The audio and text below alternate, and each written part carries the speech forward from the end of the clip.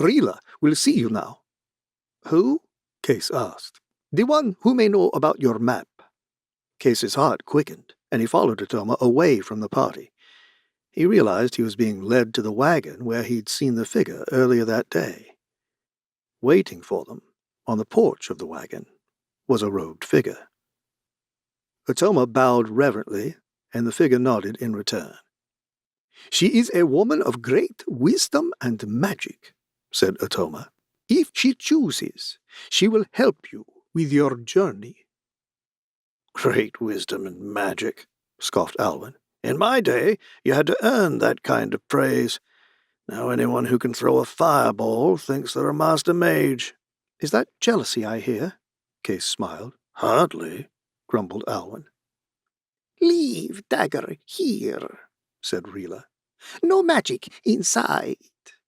Her voice was childlike, ending in a throaty rasp.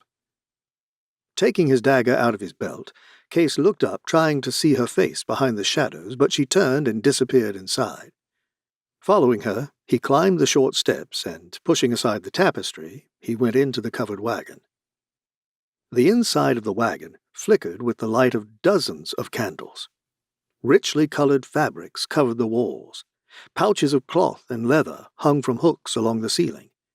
Cabinets lined the length of one wall, filled with books, carvings, paper scroll parts, and a menagerie of eclectic objects. Near the back, Rila sat opposite of Case behind a small round table draped with purple velvet. She gestured for Case to sit across from her in the empty chair. A bit dramatic, don't you think? Said Alwyn. Case ignored him and settled into the cushioned seat. Rila sat silently, peering at Case from the shadows of her hooded robe. Her features were mostly hidden, but her green eyes glowed with a light of their own. Carved and gilded masks covered the wall behind her. Their frozen expressions and unblinking stares added to Rila's, making Case shift in the awkward silence. Atoma said you could help me with this, he said, taking the journal out of his bag. He opened it to the map and put it on the table, careful not to knock over the small urn of incense. Rila's head tilted as she looked down at the map. She said nothing, but Case could hear her making a peculiar soft sound somewhere between